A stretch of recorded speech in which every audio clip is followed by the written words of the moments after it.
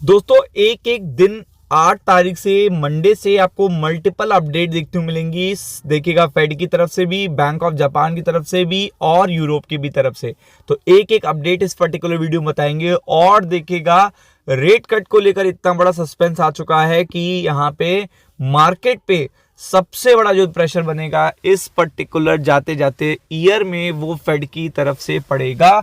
और अगला हफ्ता बहुत ही इंपॉर्टेंट रहने वाला है, क्योंकि एक तो इतना सारा डेटा आना है, इतने सारे नंबर्स आने हैं, साथ में सारे सेंट्रल बैंक्स भी आने हैं। तो आप समझ सकते हो कि आरबीआई आके जा चुका है, लेकिन अभी मल्टीपल सेंट्रल बैंक आने हैं और यूएस में अभी तक कंफर्मेशन नहीं है या कोई भी देखेगा ऐसी मतलब ऐसी सर्कुलर में कोई न्यूज़ नहीं है जहां पे फेड की देखिएगा रेट कट से रिलेटेड कोई गुड न्यूज़ हो। तो आप देख सकते हैं, तो एक एक करके सारे अपडेट्स बताएंगे, तो वीडियो को अंत तक देखिएगा। और अगला हफ्ता बहुत इंपॉर्टेंट रहने वाला है फेड के पॉइंट ऑफ व्यू से।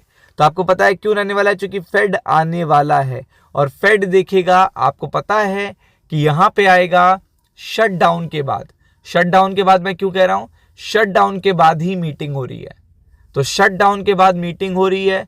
जो शटडाउन हुआ था यूएस में, जो अगर आप देखेंगे जिसके कारण काफ़ी हैवी लॉस भी हुआ है अमेरिका को, तो आप देख सकते हैं कि यहाँ पे फेड अपना रेट डिसीजन देगा और इसी पर देखिएगा मंडे से मार्केट मूव करेगा।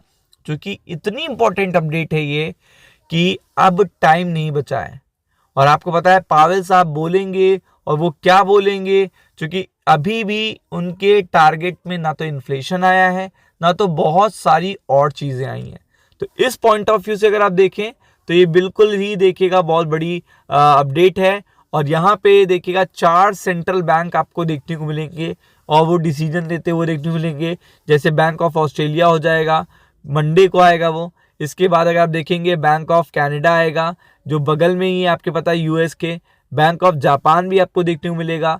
मल्टीपल देखिएगा, मल्टीपल बैंक्स देखने को मिलेंगे। और यहाँ पे अगर ऐसा देखने को मिलता है कि कोई भी रेट में चेंज नहीं होता है, तो आप ये समझ लीजिएगा फिर ये स्टॉक मार्केट के लिए बिल्कुल भी अच्छी अपडेट नहीं है, बिल्कुल भी अच्छी अपडेट नहीं है। तो इसलिए एक एक करके देखिएगा, आपको पूरी अपडेट बताते हैं। तो मंडे से शेड्यूल है, मंडे से आप देखोगे दिसंबर 8 आपको देखने को मिल रहा है। और यहाँ पे मंडे से ही फोरकास्ट आने लगेंगे कैश रेट के, कि रेट्स कैसे रहने वाले हैं। ये चीज़ सबसे इंपॉर्टेंट है और इस पे भी रिएक्शन आपको देखने को मिलेगा। फिर अगर आप देखेंगे तो ट्यूसडे आएगा, ट्यूसडे देखिएगा बैंक ऑफ जापान का जो डेटा आएगा ये 9 बजे से पहले इंपैक्ट करेगा स्टॉक मार्केट को। और इसने देखिएगा जापान का, देखिएगा बैंक ऑफ जापान का जो भी डेटा लास्ट आया है तो वो अच्छा नहीं आ रहा।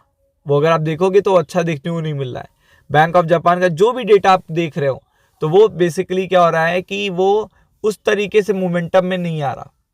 आप जिस तरीके से चाह रहे हो उस तरीके से मोमेंटम ही नहीं आता। जब भी बैंक ऑफ जापान आ रहा है या वहां से कोई डेटा आ रहा है तो निकेई और बैंक ऑफ जापान का मार्केट धड़ाम हो जाता है। और फिर उसके बाद देखिएगा एशियन मार्केट पे भी उसका प्रेशर देखने को मिलता है। तो 9 तारीख को इसके लिए आप प्रिपेयर्ड रहिएगा, क्योंकि मल्टीपल डेटा आना है। फिर आपको पता है कि यूएस का एडीपी का डेटा आफ्टर लॉन्ग टाइम आ रहा है, एडीपी वीकली डेटा। फिर एम्प्लॉयमेंट चेंज का डेटा, ये सब कुछ देखिएगा आ रहा है। और जीओएलटी का डेटा, जो कि फेड के लिए बहुत ही इंपॉर्टेंट है, क्योंकि 10 तारीख को तो फेड खुद ही आ रहा है। तो ये डेटा डिसाइड करेगा कि फेड क्या करने वाला है। और आपको पता है कि ये डेटा अगर खराब आता है तो ट्यूसडे से ही मार्केट देखेगा रिएक्शन देना शुरू करेगा। फेड के आने के बाद रिएक्शन और बढ़ेगा और जाने के बाद फिर और बढ़ेगा, क्योंकि आपको पता है ये डेटा बहुत ही ज़्यादा इंपॉर्टेंट है। आगे अगर आप देखेंगे तो आप देख सकते हो यहाँ पे पूरी तरीके से एम्प्लॉयमेंट की जो दिसंबर 10 एम्प्लॉयमेंट का डेटा आएगा, बीओसी रेट का डेटा आएगा। और खुद देखिएगा फेड भी आपको देखने को मिलेगा, यहाँ पे फेड भी आपको देखने को मिलेगा। तो आप देख सकते हो कि यहाँ पे अपडेट बड़े आएंगे, मल्टीपल देखिएगा अपडेट्स आपको देखने को मिलेंगे। एफओएमसी प्रेस और सब कुछ देखिएगा, डेटा भी आपको साथ में देखने को मिलेगा। अनएम्प्लॉयमेंट का डेटा भी आपको देखने को मिलेगा। तो ये सारी चीजें देखिएगा एक साथ एक ही दिन होंगी और इसका काफी बड़ा असर पड़ेगा स्टॉक मार्केट पे। तो अगला हफ्ता पूरा फेड के नाम रहने वाला है और मल्टीपल डेटा के साथ रहने वाला है। तो यूएस मार्केट से ही देखिएगा जो पर्टिकुलर ट्रेंड चलेगा वो फॉलो करेंगे अदर मार्केट्स। तो be prepared for it. Ram Ram.